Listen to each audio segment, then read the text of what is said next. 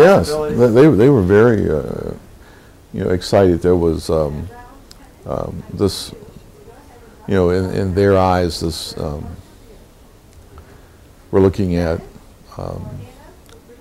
this kind of the spirit of independence, of new nationhood. They've seceded and formed a republic, and now Mississippi secedes from the Union on January the 9th, the same day that the Citadel Cadets fired on the Star of the West. So you have the Star of the West incident in the morning, and then probably later in the day, the telegraphic news is coming in that Mississippi has seceded, and then we're going to have Georgia, Florida, Alabama go out of the Union, and then Texas, and the delegates are going to go to Montgomery and meet and form the provisional government of the Confederate States of America. So there's this, lots of excitement and enthusiasm, and there are some people who have concerns: is this the right thing? Are we going too fast? Are we just being swept away in the flood of this enthusiasm of secession and this formation of a new government?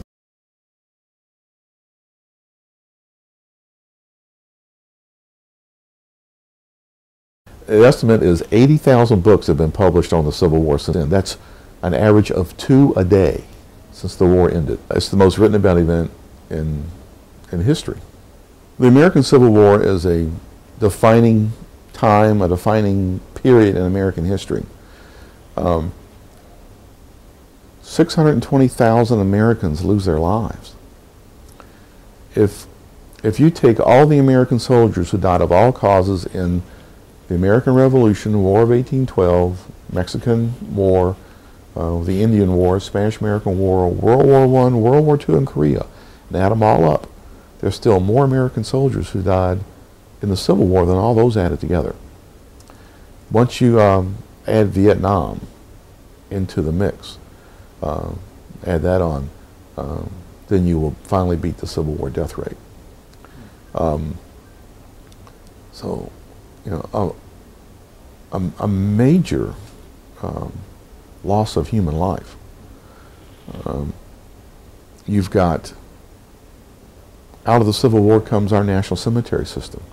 The Medal of Honor is established for the Navy in 1861 and followed by the Army in 1862. Memorial Day comes out of the Civil War. So, two observances that are woven into the very thread of this nation: Memorial Day and national cemeteries. And we even go to 1860. I think it was 1863 that Lincoln declared the fourth Thursday as a national day of Thanksgiving, the first national day of Thanksgiving we've ever had, which is one of the bases for having the fourth Thursday in November declared the national Thanksgiving Day of Thanksgiving. So these are all things that impact us today, that come out of this war. And of course, you have the end of slavery. Slavery ends. Emancipation Proclamation takes effect January 1st, 1863. After we have the 13th Amendment, so to the Constitution. So that's a pretty big deal.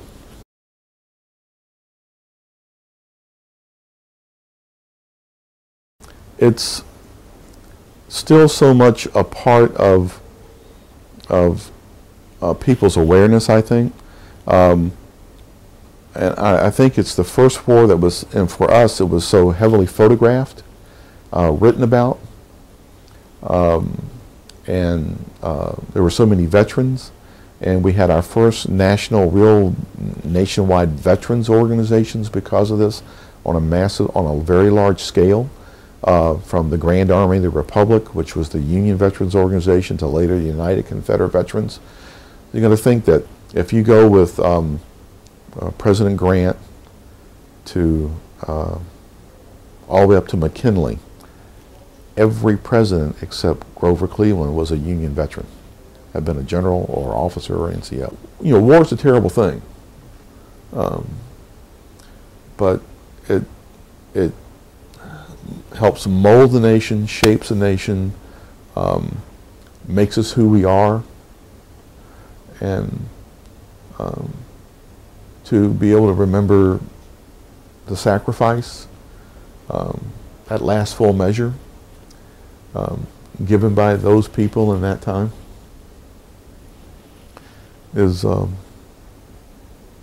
pretty important.